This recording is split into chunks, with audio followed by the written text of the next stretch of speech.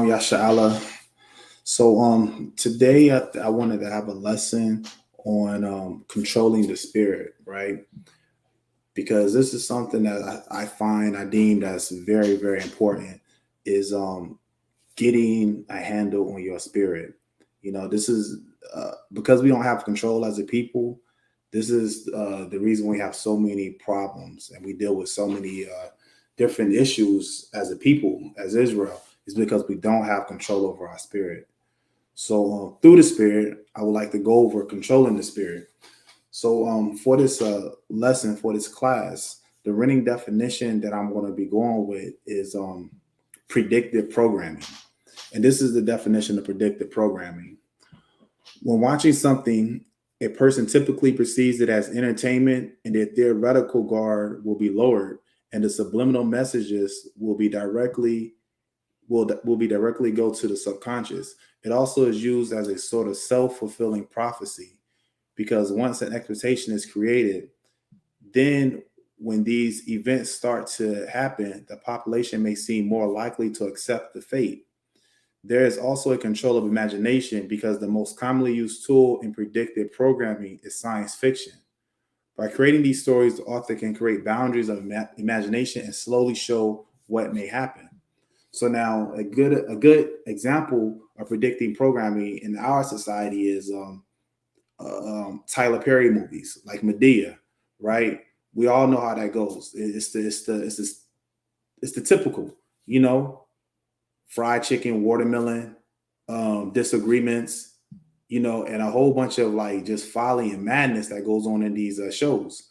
It's going to be the port in the Tyler Perry shows. It's going to be the person that's going to cheat on someone, so-called cheat on someone. It's going to be this person that goes to jail and stuff like that. And on top of that, they got an overtop, man that dresses as someone's grandma.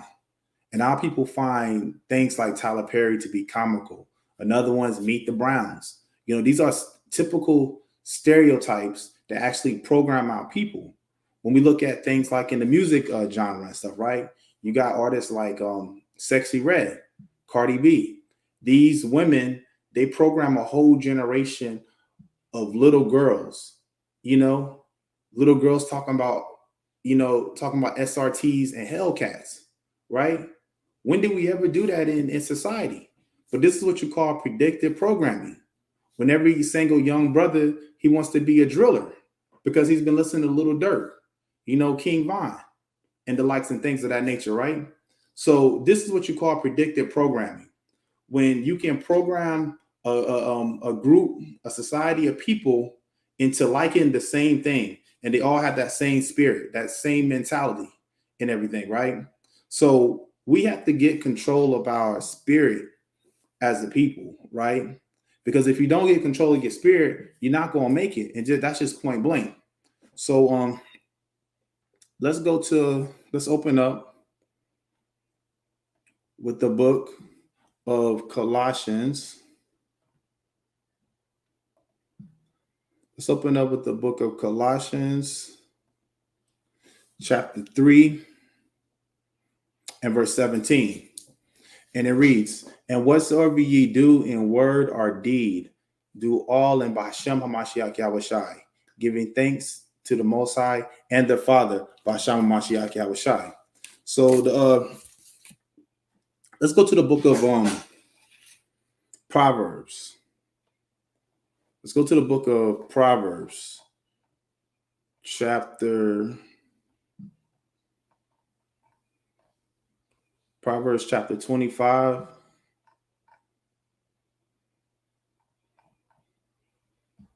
And we're going to go to verse 28. Proverbs chapter 5 and verse 28. Because we're talking about getting control of your spirit, having rule over your spirit, knowing how to control yourself, where you don't just lash out, knowing how to control your mouth, learn how to control your anger, right? Your temper and things like that. Learn how to control your sexual parts. All this is getting control of your spirit, right? Because right now our people have someone else that's in control of the spirit, right? And like I said, the people that have control of your spirit right now is your enemy, right?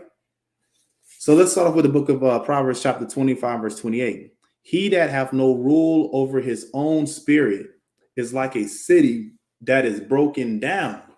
So if you don't have control over your own spirit, it's being compared as a city that is broken down. Now, the city that is broken down, you can pretty much you can come as you go, however you want to move to that city, right? There's no laws in that city.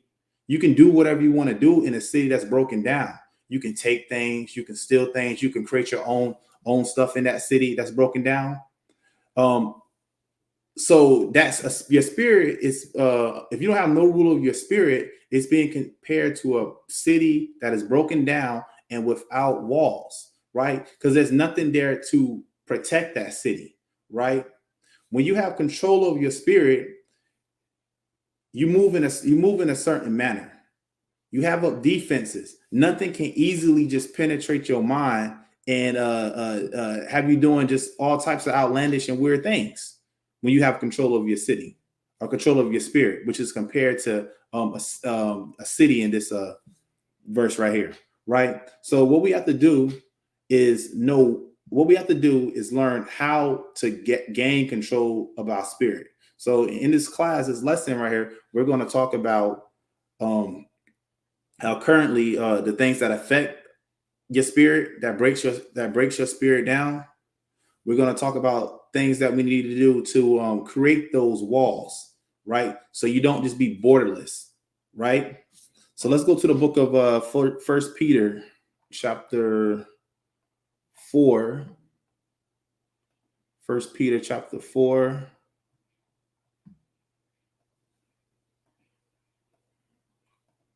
And we're going to go to verse 7. But the end of all things is at hand. So this is very important because we see we see this world. We see how society is. We turn on the news. We hear everything that's going on in the world, right? So that kind of goes without saying. You know, times are not how they used to be back in the days, right? I mean, we see so much wickedness and madness in the world today than we seen 20, 30 years ago, right? So it says, but the end of all things is at hand, meaning it's right there in front of you. It says, be ye therefore sober. Now, when you're sober, you conduct yourself in a way that's opposite from being drunk. When you're sober, you have control of everything.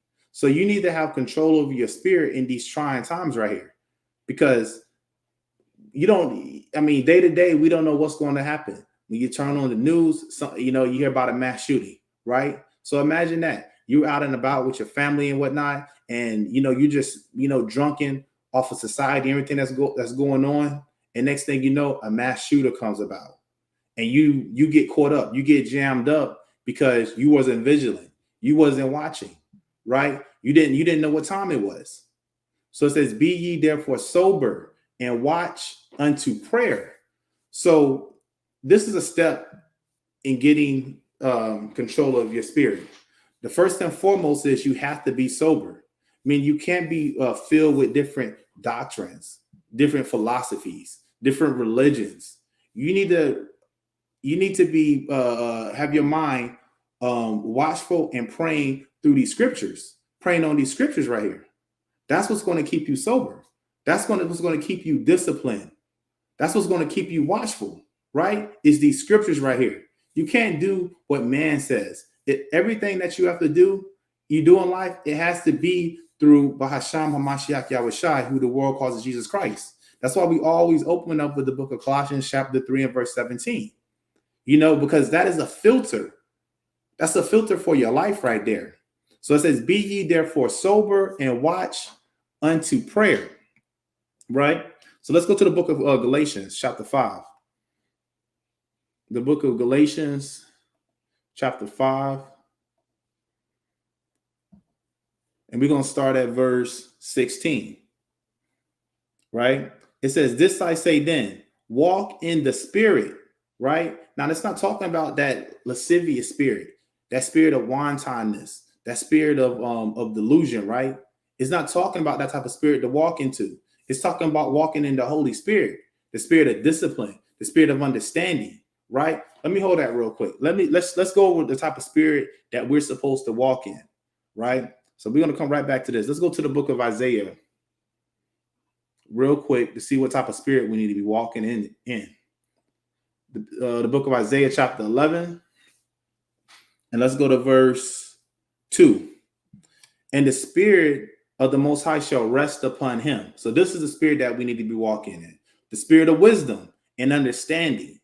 That's important. That's key. Having wisdom and understanding what's going on, understanding the times. Don't be so quick to make a judgment, but understand first. It says the spirit of counsel and might. You need to know how to counsel people in these times right here, right? Counsel someone through the scriptures. The spirit of might, meaning you're strong in this word, right? The spirit of knowledge and of the fear of the Most High, which is the most important. Because if you don't have fear of the Most High and what he would do to you, then you're pretty much doing all this in vain. So it says the spirit of knowledge and of the fear of the Most High, meaning you're going to show the Most High reverence. You're going to put some respect on his name, right? Verse 3, and shall make him of quick understanding in the fear of the Most High. And he shall not judge after the sight of his eyes, neither reprove after the hearing of his ears. But with righteousness shall he judge the poor, and reprove with equity for the meek of the earth. And he shall smite the earth with the rod of his mouth, and with the breath of his lips shall he slay the wicked. So this is the type of spirit that we need to be walking in as repenting Israelites, right? So now let's jump back over to where we were at in the book of Galatians chapter 5. So we see what the type of spirit that we need to be walking in, right? So Galatians chapter 5, and let's go back to verse 16. It says, this I say then, walk in the spirit, and ye shall not fulfill the lust of the flesh.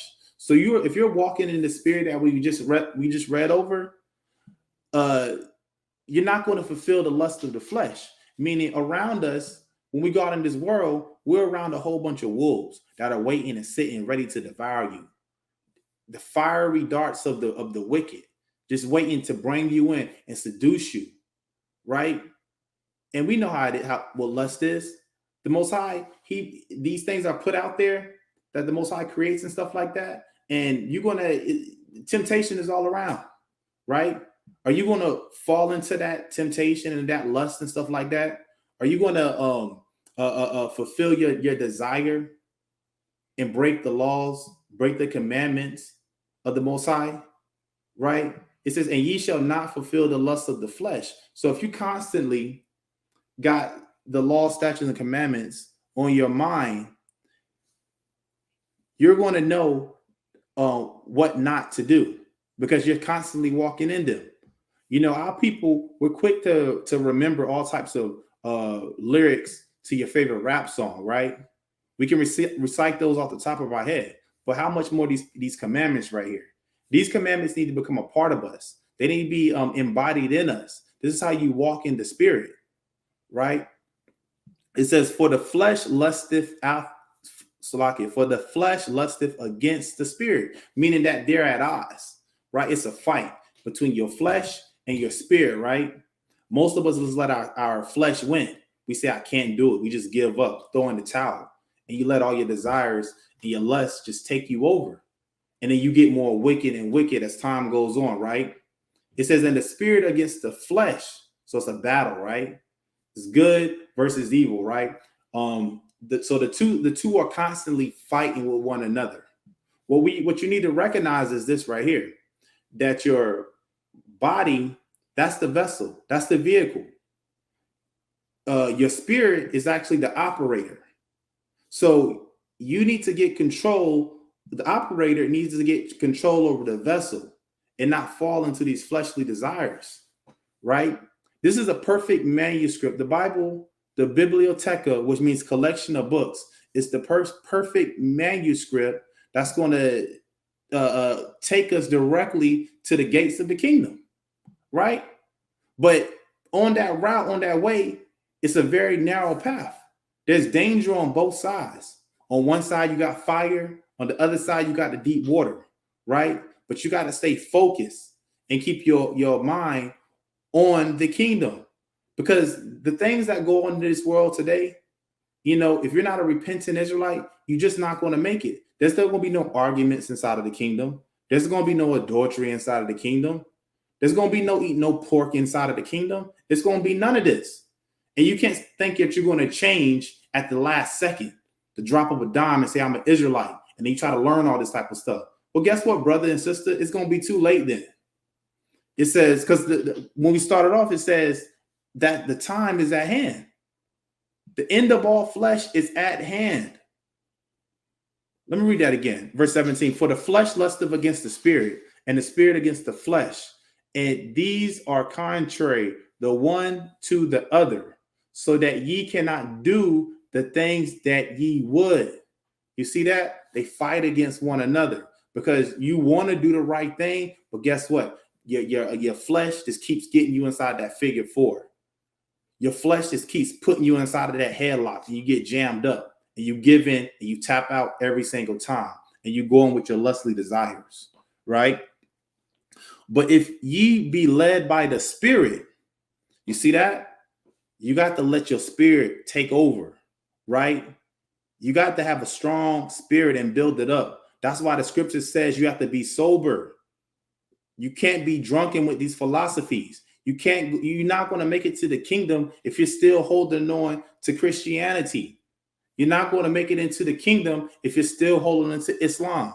You're not going to make it into the kingdom if you're still holding on to being a Commission. You're not going to make it into the kingdom holding on to all these proverbs and bywords that the world gives you. You're not going to make it into the kingdom if you're still holding on to being an African American, if you're still holding on to being a black man, a black woman, a foundational black American. You're not going to make it into the kingdom if you're still holding on to these things right here. Because Moses didn't come bringing this. He came bringing you laws, statutes, and commandments. So we have to do to the T what the scriptures say we need to do. We can't look to our own understanding for stuff. You will never go wrong if you're reading the words of the Bible, the words of the Holy Scriptures, because there's a spirit inside these scriptures right here, right? This is a spirit from old time that outdates and is older than any of us listen to this right here, right? So the Most High put His Holy Spirit into these words right here, and these words have now manifested into life right here.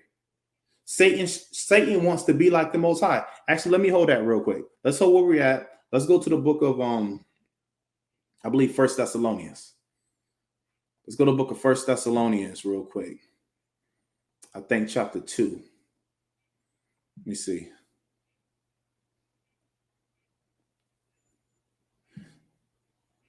So let's go to 2 Thessalonians. I think that's what I want. 2 Thessalonians chapter 2. Let me see.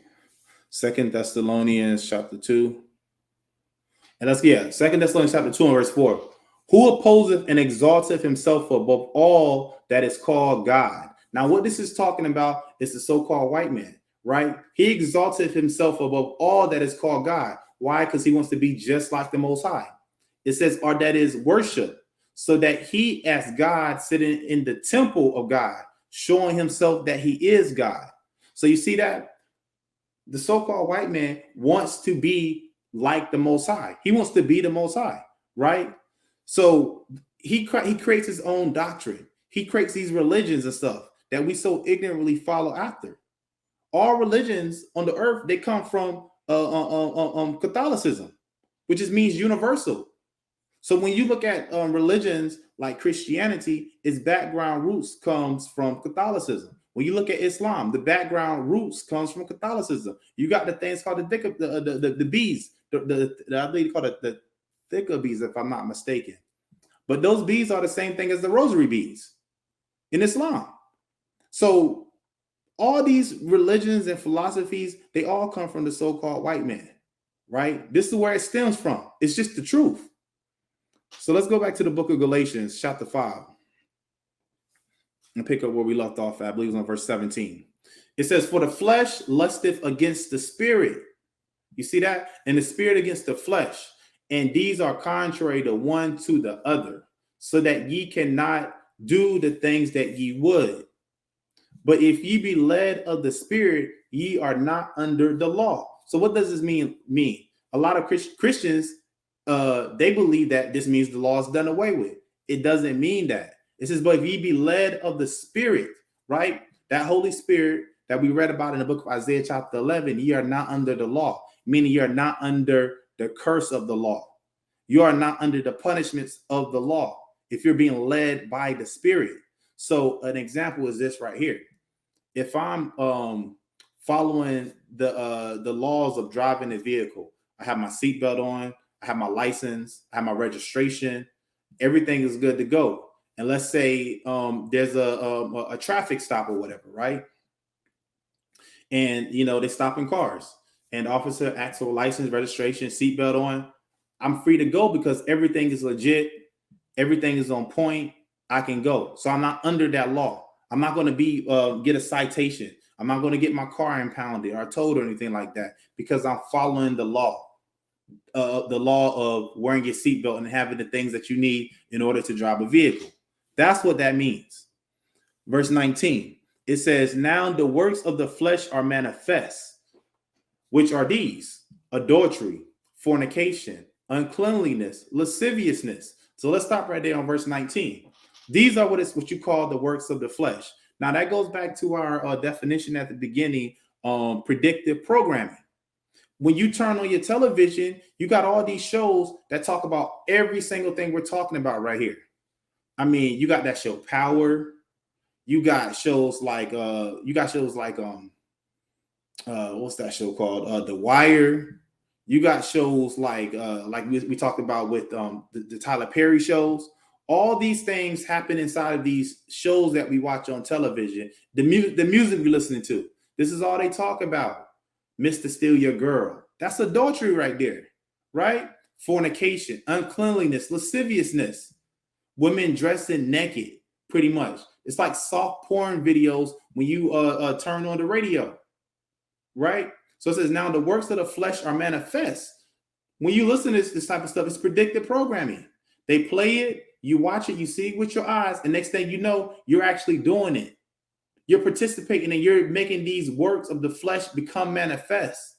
And you don't know what jumped onto you. Now your 4, 5, 6-year-old daughter, she wants to be a whore. Your 5, 6, 7, 8-year-old son, he wants to be a trap star, right? It says, now the works of the flesh are manifest, which are these: adultery, fornication, uncleanliness, lasciviousness, idolatry, witchcraft, hatred, variance, emulations, wrath, strife, seditions, heresies,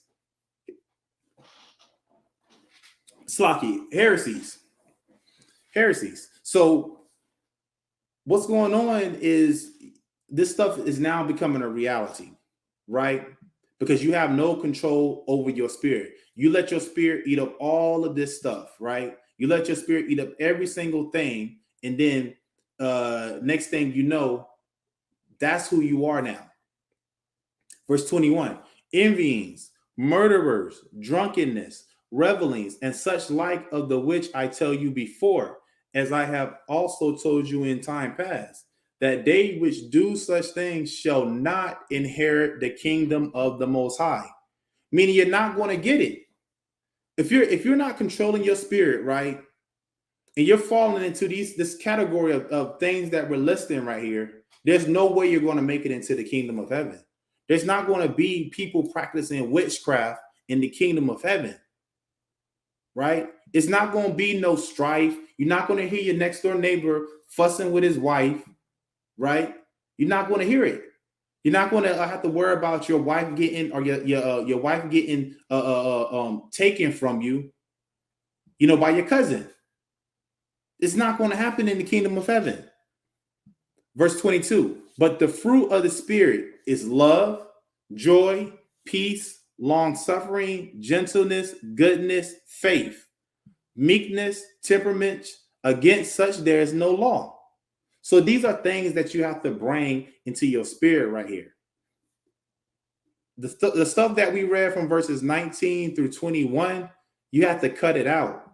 You have to just let it go, and you have to build yourself up. And that's what we're going to talk about. How do we build ourselves up? How do we get rid of that pornography addiction, right? How do we get rid of that drug addiction, right? How do we get rid of being a drunkard, right? Verse 24. And they that are Hamashiachs have crucified the flesh with the affections and lust. So when you are Hamashiachs, right? When you are being how the Messiah walked, Hamashiach Yahushai, you crucified the flesh, meaning what? You cut them things out, right? You stop doing it. So when people try to come into you, and they try to bring up your past and they say, well, you used to eat pork. And you say, well, look, I crucified the flesh. I'm a changed person now. I used to do those things, but now I do this. I used to be Mr. Steal Your Girl, but now I don't believe in that no more. I was wrong for that. I repent of that type of stuff and I don't do it no more. That's what repentance is. It says, and they that are Christ, Hamashiachs, have crucified the flesh with the affections and lusts. So all that affections that were not of the Most High and the lust that's not of the Most High, you got rid of it. You crucified it. You killed that old man. Verse 25, if ye live in the spirit, right, let us also walk in the spirit. That's so important. Let's go to the book of Ecclesiasticus in the Apocrypha. Let's go to Ecclesiasticus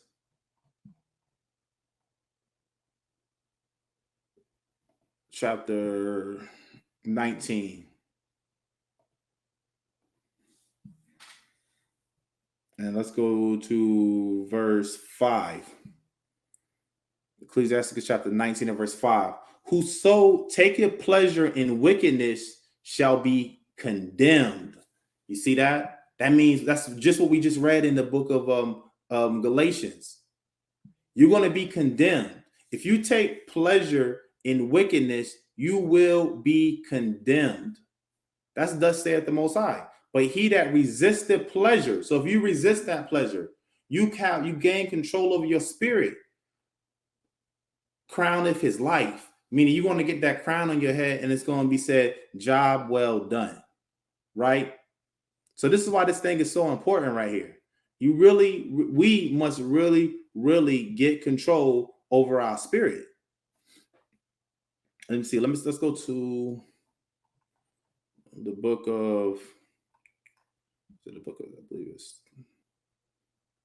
let me see, Titus. The Titus I want. I believe it's Titus I want.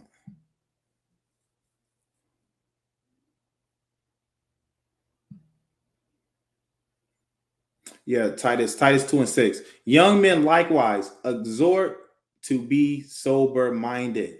Repeating that again, that you must exhort to be sober-minded. That's so important. Sober-minded meaning you have control over yourself. You have control over your actions. If you think of something that's wicked, that you think of something that's not righteous or whatnot, then you don't actually manifest it. You tell Satan to get behind you, right? Let's go to the book of let me see. Let's go to the book of, it's the 2 Peter. Let's go to 2 Peter chapter 1, verse 5 and 6. And besides this, giving all diligence, right? So you have to be diligent at this thing. Add to your faith virtue. So you have to have faith, but you got to add to it virtue. And to virtue, knowledge. You get all this stuff from the Holy Scriptures. And to knowledge, temperance. And to temperance, patience. So be patient with yourself. And to patience, godliness. Meaning you're being righteous, right? So you're adding all these things to yourself, right? Let's go to Isaiah. Let's go to the book of Isaiah. Let's see, the book of Isaiah, chapter 1, and we're going to start at verse 5. Why should ye be stricken any more? Ye will revolt more and more. The whole head is sick. You see that? So this is talking about your spiritual body, right? Our spiritual body is sick. Why? Because all we do is indulge in things that are hurting and killing and giving a slow death to our spirit. It says the whole head is sick and the whole heart faint. I mean, it's unconscious, right? From the sole of the foot even unto the head, there is no soundness in it. You see that? There's no soundness. We're walking around here without a sound mind as a people, without a sound spirit as a people. We're off. That's what the scriptures is telling us. But wounds, you see that? Philosophies, right? And bruises, religions, and putrefying sores, doctrines. All of these things are spiritually breaking us down and destroying us. It says they have not been closed, neither bound up, neither mollified with ointment. You see that? So your whole spirit is sick. Everything. So guess what you got to do? You have to create inside yourself a new and a clean spirit, an upright spirit. Right? Let's go to the book of Wisdom of Solomon. Let's go to Wisdom of Solomon. Wisdom of Solomon. Let's see. Wisdom of Solomon, chapter 6. And let's go to verse. Let me see. Wisdom of Solomon, chapter 6. And we'll start at verse.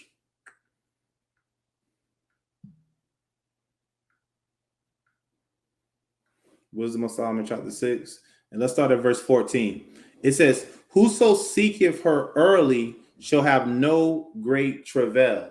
Now, what is this talking about?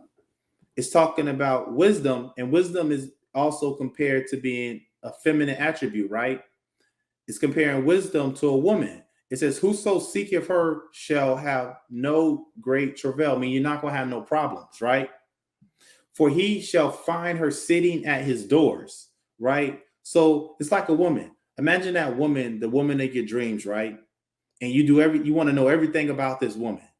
You want to know the things that she likes, the type of flowers she likes, her favorite food, right? And then all of a sudden, the woman of your dreams, right? She just shows up to your front door because you've been desiring her for so long, and she just materializes in your front door when you're coming home, right? This is wisdom right here. This is how we are supposed to desire wisdom.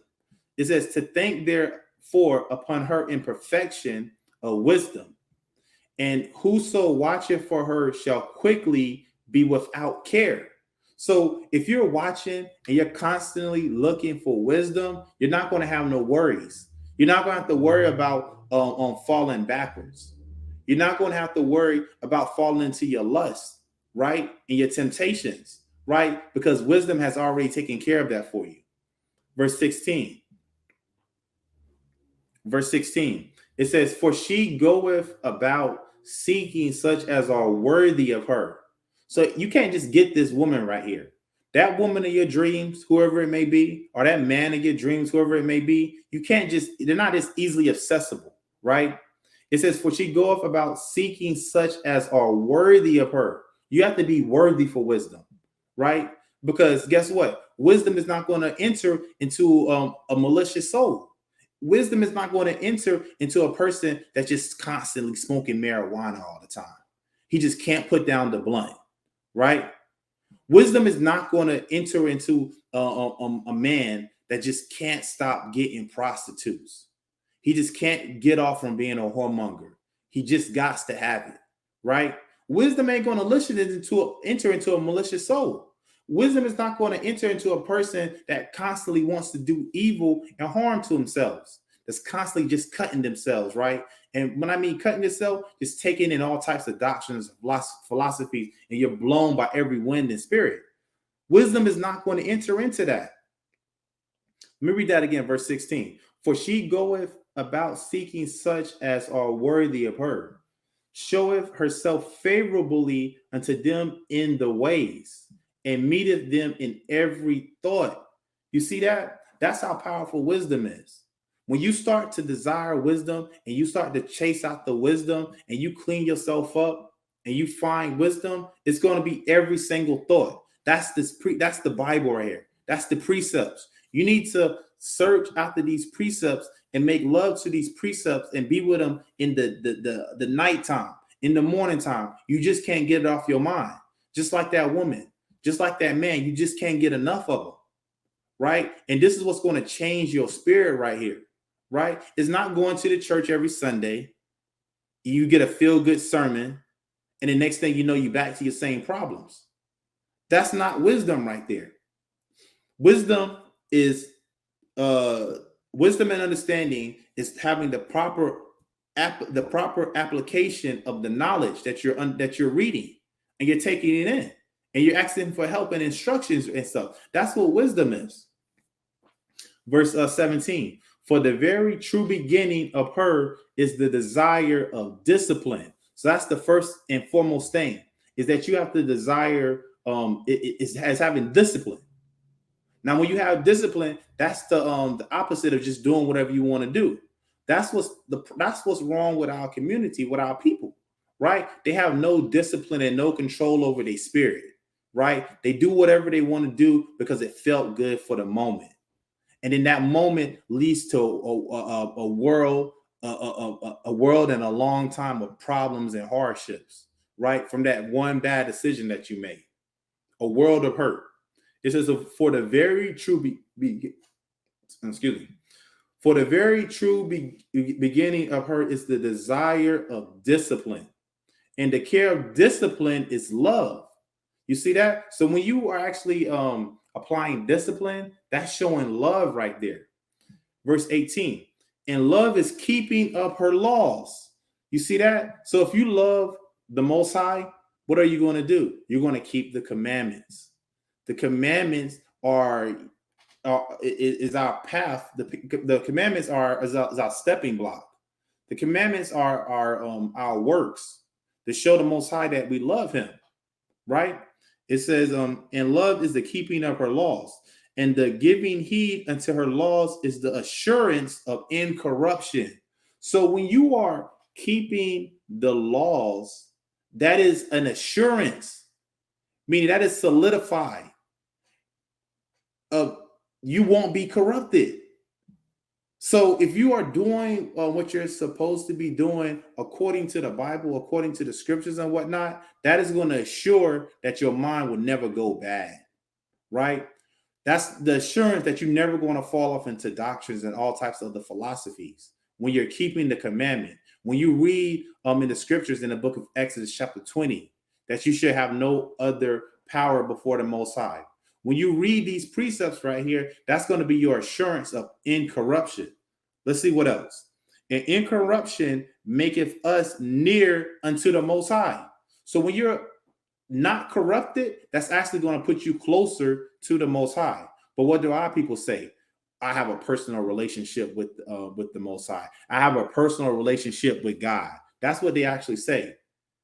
And they got on some Daisy Dukes. They're smoking a blunt, and they listening to Glorilla, but yet they have a personal relationship with the Most High.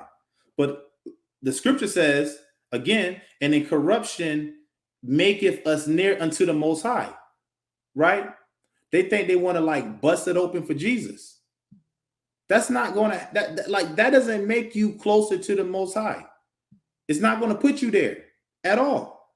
Verse 20. Therefore, the desire of wisdom bringeth to a kingdom. Meaning, when you desire wisdom, that's going to put you at the gates of the kingdom right there. That's how simple this is right here. But I know a lot of people said easier said than done. This is why our mind has to constantly be in these scriptures and applying these scriptures right here, right? Let me go to the book of let's go to the book of Ecclesiasticus, chapter 19.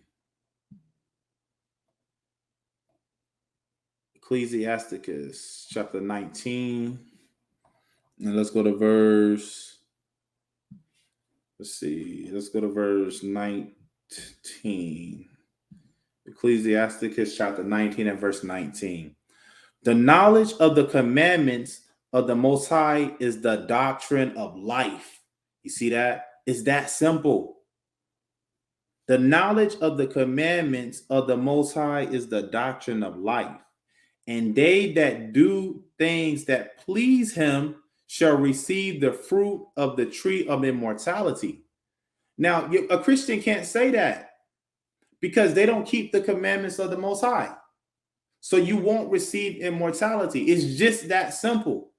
You have to obey what the Most High says, not what man says. This ain't about what man says. This is about what the Most High says. And this is to me, it seems like a short, easy path to make it to the kingdom. But what I also got to understand is that everybody's not going to make it. Everybody's not going to get this. Why? Because the Most High doesn't want everyone to get this. So this is only for the people who have ears to hear and eyes to see. Those who have that spiritual eye salve on their eyes, right? They're the only ones that's going to see this right here and understand this message that's being presented, right? Let's go to the book of 2 Timothy. Let's go to the book of 2 Timothy. Let's see. 2 Timothy.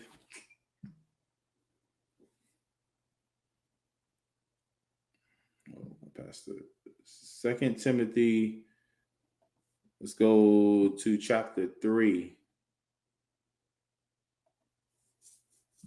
2 Timothy chapter 3. And let's go to verse 12. 2 Timothy. Actually, let's go to verse 12. It says, yeah, and all that will live godly in Hamashiach Yahushai shall suffer persecution. This is what we have to understand. If you're beginning to live a righteous life, best believe persecution is going to come. Best believe it's going to happen, right? But let's read on though. But evil men and seducers shall wax worse and worse.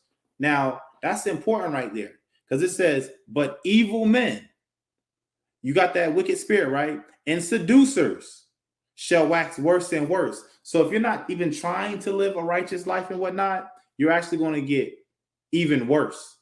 Deceiving and being deceived. Meaning you're just going to stay inside of that. You're going to stay inside whatever philosophy or doctrine, religion you're in, and you're actually going to get worse at it. The precepts are actually going to be precept upon precept until you fall backwards. Let's actually get that. I believe that's the book of Isaiah chapter 28. I think that's verse 13, I believe. So you're going to fall precept into precept until you actually fall backwards. And you fall and you pretty much finish. You're going to fall into the lake of fire. So the classic is that a lot of Israelites go on is Isaiah chapter 28 and verse 10. But let's see the other part of that right here. Let's go to verse 13. Isaiah chapter 20 and verse 13.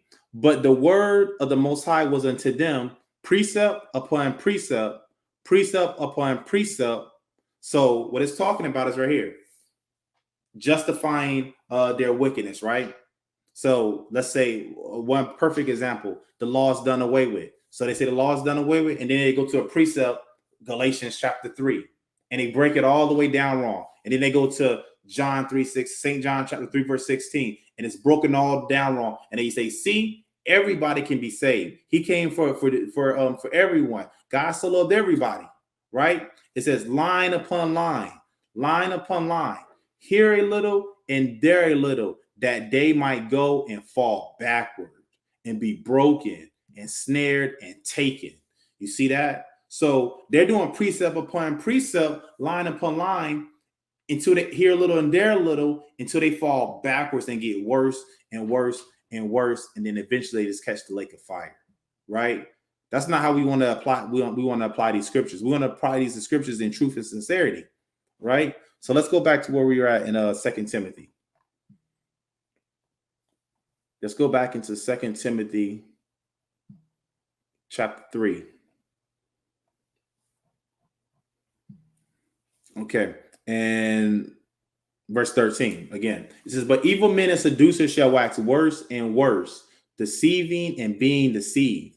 But continue thou in the things which thou hast learned and hast been assured of, knowing of whom thou hast learned them, right? And that from a child, Slakia, and that from a child thou hast known the holy scriptures, which are able to make thee wise unto salvation through faith, which is in Bahasham HaMashiach Yahweh Shai. So let's see. Let's go to the let's go back to the book of let's actually go back to the book of Ecclesiasticus. I left something out on there real quick. Let's go back to Ecclesiasticus real quick. And Apocrypha. Ecclesiasticus. Let me see. Chapter 19.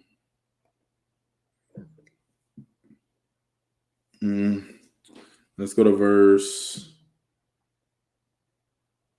Let me see. Let's go to verse 6. So these are things that we need to do in order to control the spirit.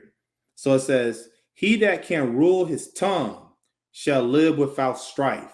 This is part of controlling your spirit, learning how to rule your tongue, watching the things that you say. And he that hateth babbling shall have less evil, right? If you hate to hear this, a blabbermouth, it's the scripture said you're going to have less evil. Rehearse not unto another that which is told unto thee, meaning gossip. We're talking about ways how to gain control over your spirit.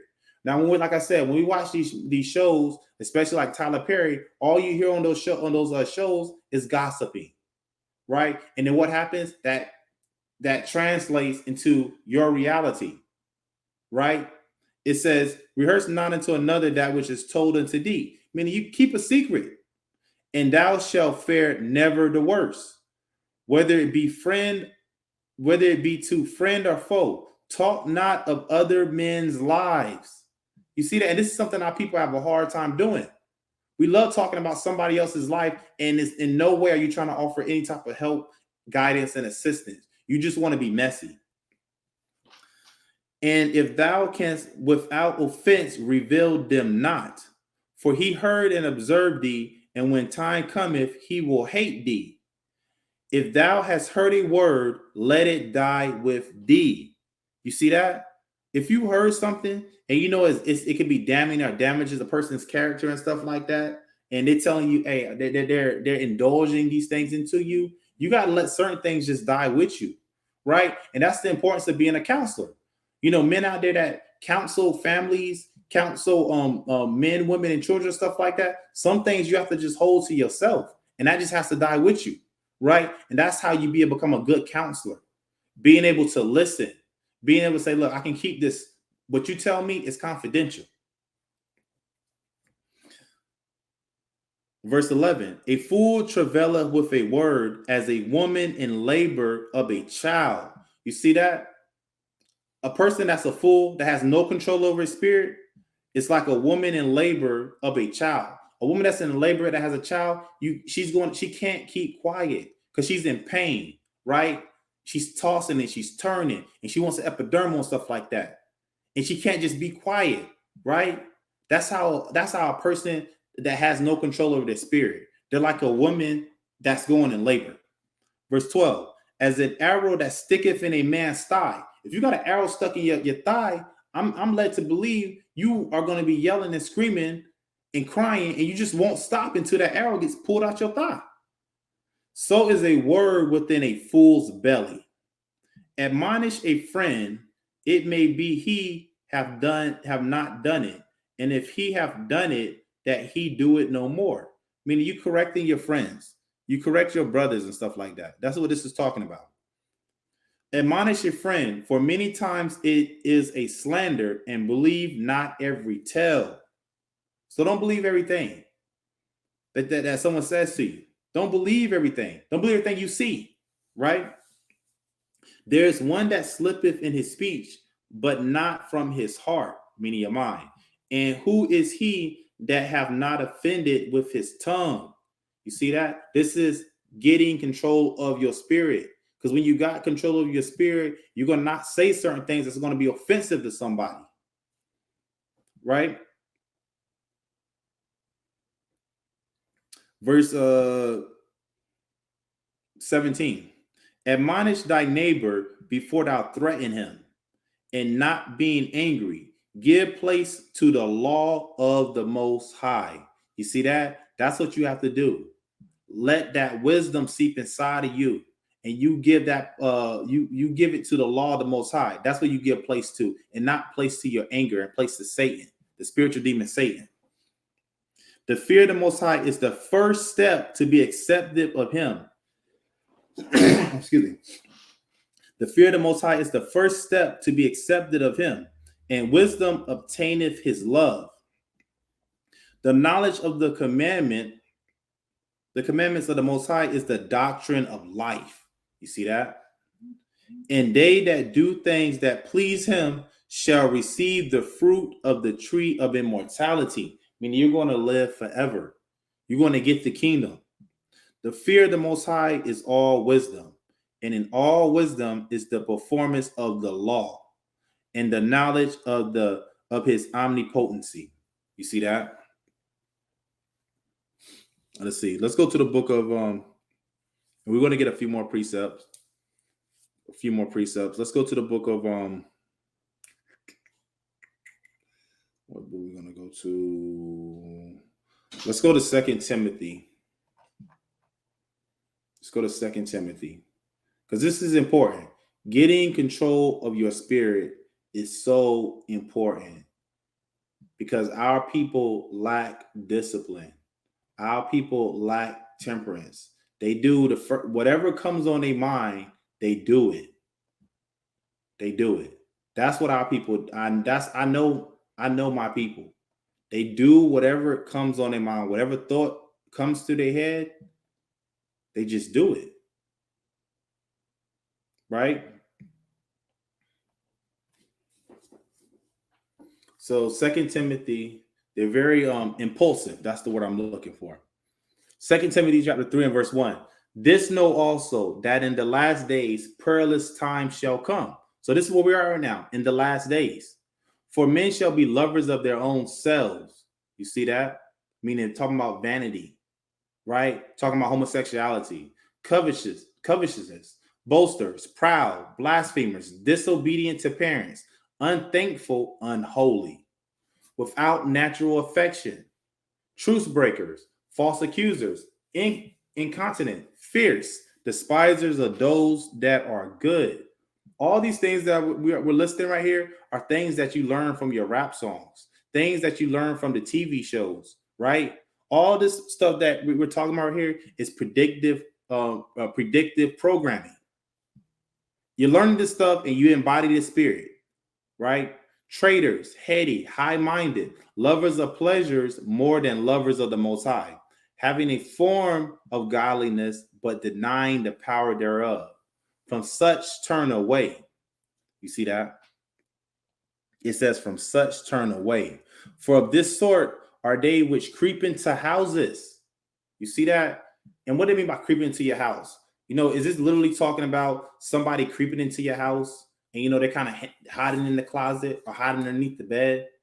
No, it's talking about these spirits that creep into your house through the television, through the radio, right? And these spirits just linger around, right? Lingering inside your house, which is your temple, which is your body, your vessel. They done creeped into your mind subtly when you were unaware. And now these spirits are just dwelling inside your body, and you starting to think of thoughts that you don't know where they came from. It says, for of this sort are they which creep into houses, creeping into your body, your vessel, right? And lead captive silly women laden with sins. You see that? And that also goes for the men as well. Because, you know, the silly women, you know, you got so many silly women out there, so many silly female rappers out there, right? And then they program these children. And next thing you know, your child is in 5th grade and they're twerking behind the bleachers. They're giving lap dances in the 6th grade, the 5th grade. You see that? It says, led away with diverse lusts, meaning all types of lust and lasciviousness going on. Let's go to the book of Proverbs, chapter 16. Let's go to the book of Proverbs. Let me see, Proverbs chapter 16. And this, like I said, this lesson kind of bit on my heart. This is something that I feel that's very, very important. That's going to help us come out of this darkness that we in, right? Proverbs chapter 16. Let's go to verse 32. He that is slow to anger is better than the mighty. So that's gaining control of your spirit, is being slow to anger, not being so quick to jump the gun.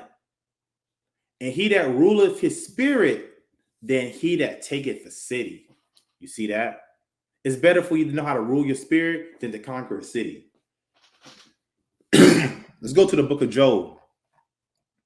Again, these are instructions on how you know how you can learn how to have discipline and rule over your own spirit, right? And not have someone being Geppetto and just controlling all your every move and thought.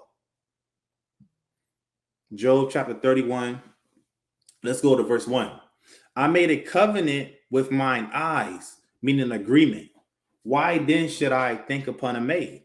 You see that? And that, this could be dealing with men and how it's so many women around in the world, and your head is always on a swivel at different women and stuff like that. But this goes, the scripture right here is manifold. If you make a covenant with yourself and say, hey, I'm no longer going to break the Sabbath, and you make that covenant with yourself, then you're not going to start looking at, well, your friends are going out on a so-called Saturday night to have a good time. They're going out on the seventh day to have a good time. You made that covenant and say, hey, I'm going to sup with the Most High and honor his high holy day, right? You make these covenants with yourself and you say, why should I look on wickedness? Why should I look on folly anymore? Right? Let's get one more.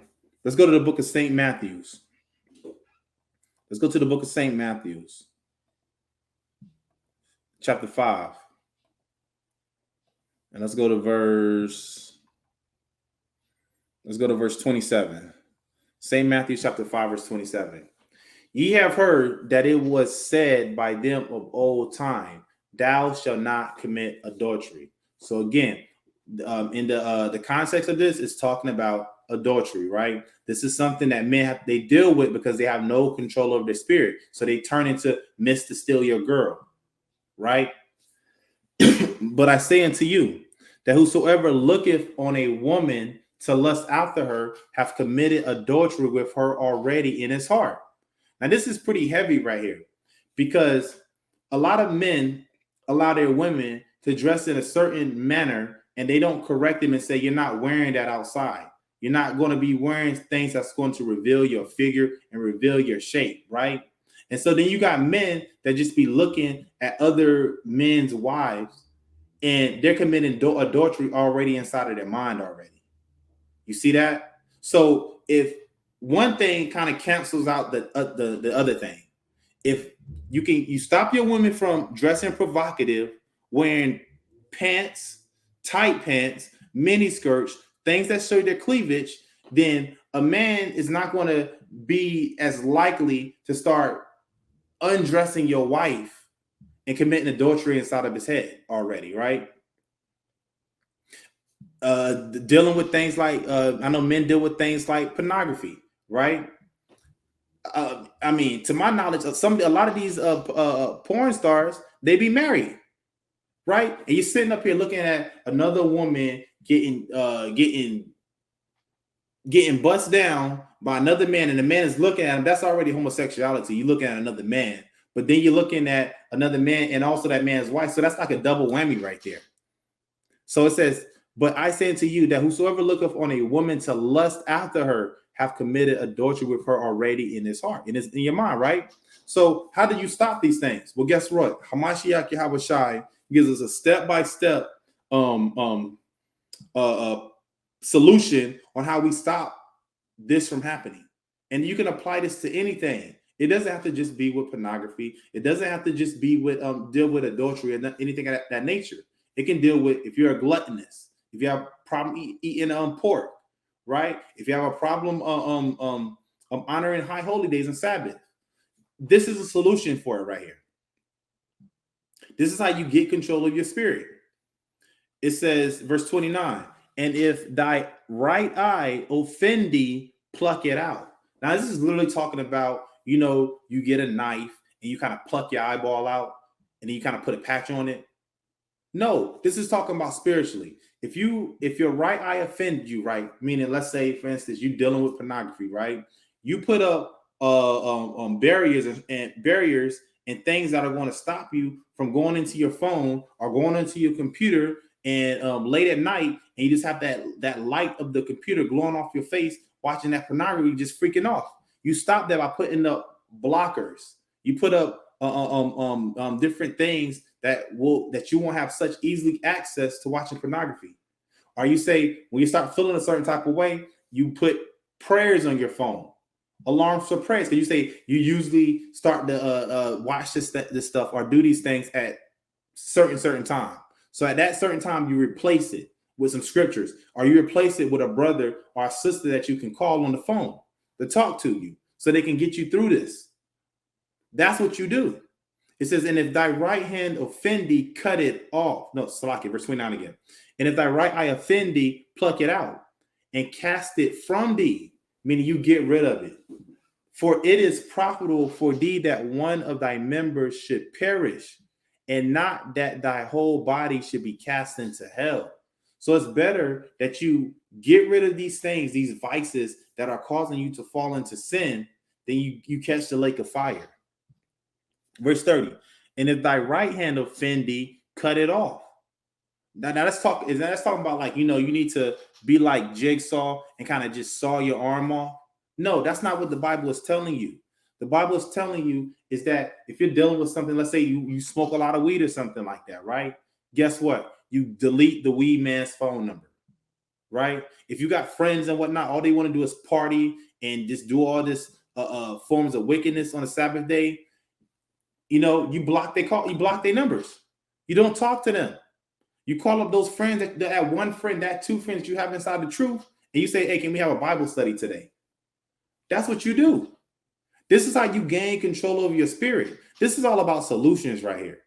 Things that can work. It says, and if thy right hand offend thee, cut it off and cast it from thee. For it is profitable for thee that one of thy members should perish, and not that thy whole body should be cast into hell. So this lesson, I hope it's been edifying, because like I said, I think this is something that we definitely need to look at, is gaining and getting control of your spirit, because that is so important, because you're not going to be in the kingdom with an off spirit, with a corrupt spirit and stuff like that. So hopefully that was edifying. You got the word, and we can make these changes, because it's not a easy thing. It's not an easy path. This is not an easy road. It's not going to just be given to you and handed to you, and you're not going to just change overnight. This actually takes time. This takes dedication. This takes patience in order to get control of your spirit. So with that, I want to say Kwam Yashala and Kwam Mosai. Shalom.